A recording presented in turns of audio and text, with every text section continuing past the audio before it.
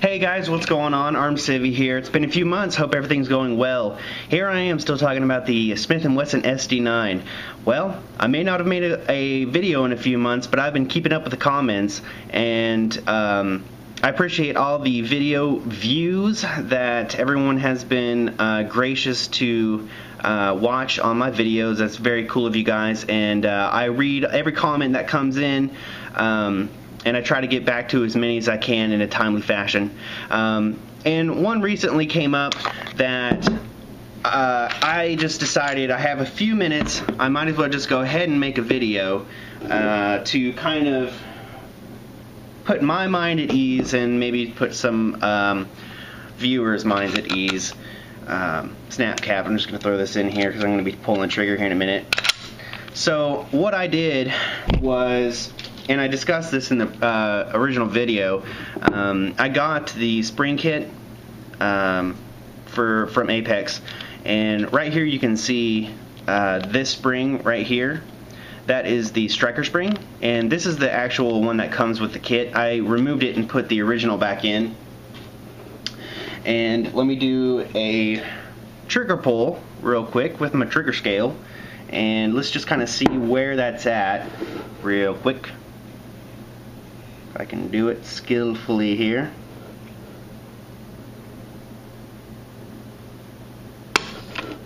Okay, what do we get?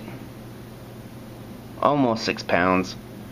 5 pounds, 2, 4, 6, 8, 10 ounces.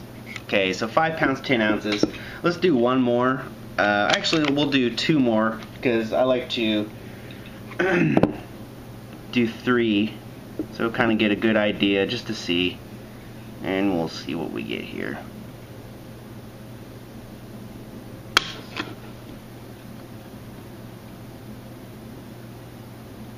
Okay, so 5 pounds, 2, 4, 6, 8, 10 ounces. Yeah. Alright, one more and then we'll call that good.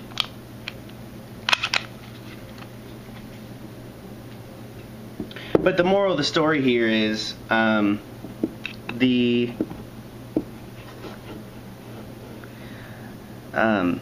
weight of the trigger has gone up.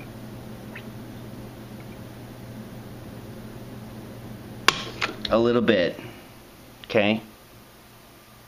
And see, that one got close to 6 pounds. There you go. So 5 pounds, 14 ounces. Alright, so the trigger weight did go up, reinstalling the original striker spring. But with that, it puts more force on that striker pin to give you a more positive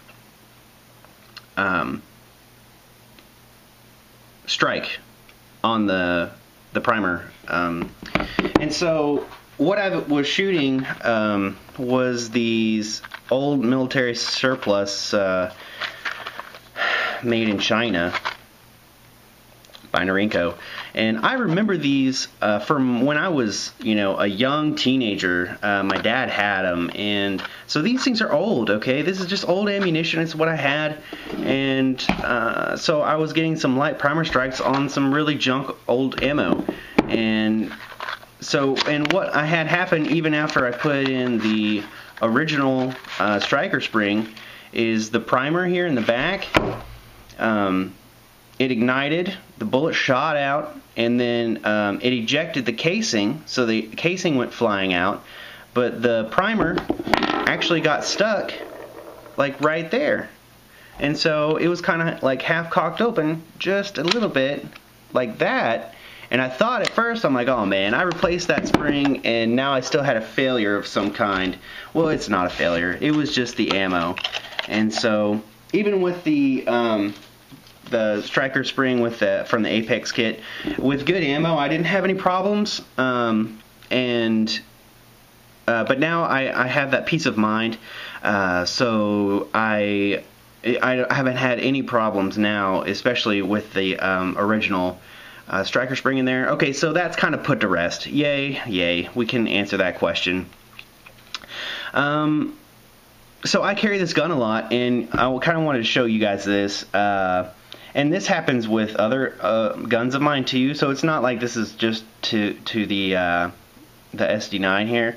But this outer dot got rubbed to where the white was no longer there, and so I just decided to go ahead and paint the other side too. I mean, I didn't do a real good job, but so I just have a black back sight, and then my front night sight's still there. So let me think.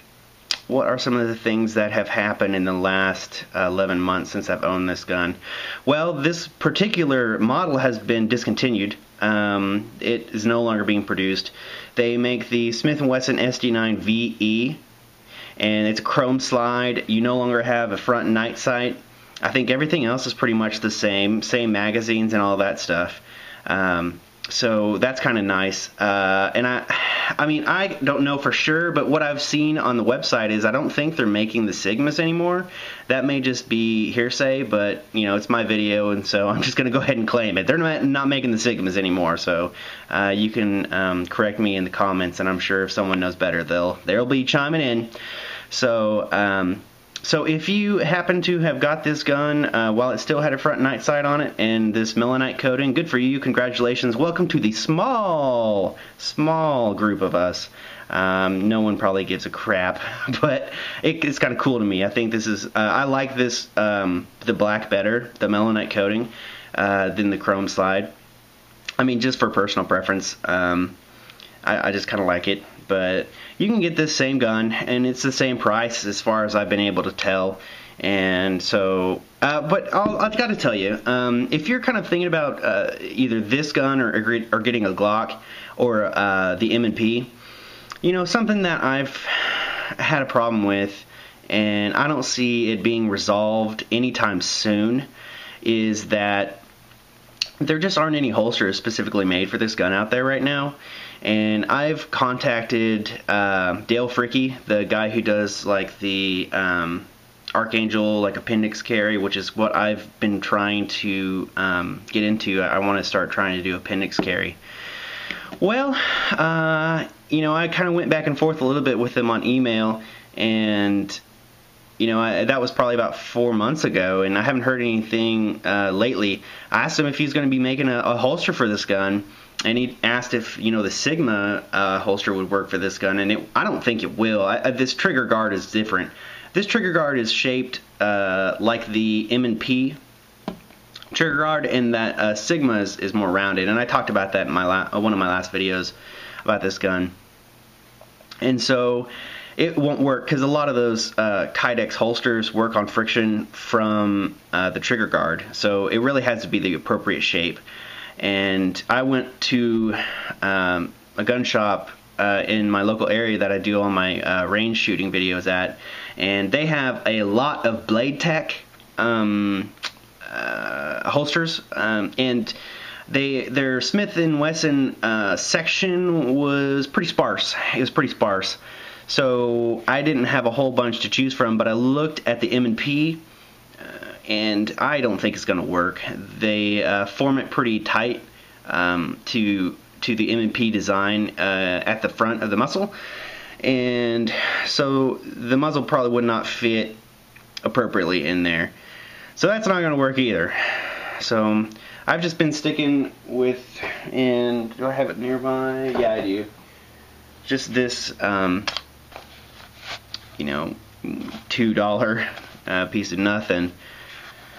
And I'm okay with it for now, I guess. You know, for now, I don't have a bunch of money to spend on anything anyway, so I'll just leave this for now and maybe reorient this belt clip back straight and then just try appendix carry that way. But that's just one of the biggest detractors from this gun, is that the accessory market is pretty much not out there at all. Yeah, you can replace these sights because they are M&P sights, and you can see that M&P there. And I would really like to put a XS big dot sight on there. My Padre, he had the big dot sight on one of his Glocks and one of his car PM9s, and we shot it I guess weekend before last or something like that, and it was nice. I like that sight picture so well, and this one's not bad at all, but it's not as fast as that XS big dot sight. I like that a lot.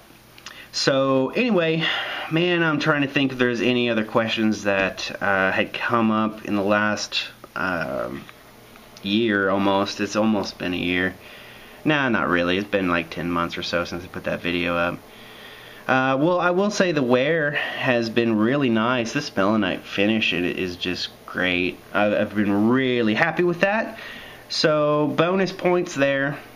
And so if you want the melanite finish, you might be able to find one of these somewhere on the used market or something like that. They might still be selling them somewhere too, but they're no longer being produced, so sorry for that. But the chrome ones are out there, so you can get that too if you'd like. I don't know if I'll ever do a video of the full, like, original spring, the trigger pressure, because there are two springs that I still have in there, and that little one you can see rolling around in there is the safety block spring, and then this one actually attaches to the actual trigger. So it's still less than what an original trigger pressure or trigger pull will pull on one of these, so it's going to be more than what I just showed you. But if you want to remain or keep the full reliability of this gun, then you can still get that kit and just leave the original striker spring in there, and then, you know, the striker spring or the striker will still be hitting the primer, hitting the primer with the same force as the original, because it's the original. Hudder. Alright, I think that's pretty much all I really want to say. I hope you enjoyed. And hopefully I'll put a couple more videos out. I got a couple more, or not a couple more, but another pistol that I've really been enjoying, and I probably need to do a video on it because there's a lot of them out there, but I'll just kind of maybe do one. So anyway, there it is. Still love this gun. I gotta tell you, I absolutely love this gun. And I've been shooting some of my dad's and some of my brothers, and man, this thing just holds up. It just holds up. It's so comfortable in the hand. You know, I've been shooting my dad's FNX, which is a FN, and it has the safeties here, and it's just kind of, the shoulders are just really wide, and it kind of gets in your hand. And man, the checkering on that FNX is so sharp. It's just really sharp. And this is not nearly as sharp. This is about a medium traction here. And for shooting, I really enjoy this much better, just because I don't have these huge shoulders like pushing out on my hand. But my brother loves that gun, so I mean, I'm serious. Like, that's his favorite one out of all of my dad's collection. So at least as far as I can tell. So anyway, that's that. Hope you enjoyed the video, and eye candy in the bag. Alright, thanks guys, appreciate it. Feel free to continue subscribing, new people. I don't put videos out very often, especially lately. I've been in school, and so that has been a bit of a time crunch for me. So appreciate your support, thanks guys, and we'll see you in the next one. Later.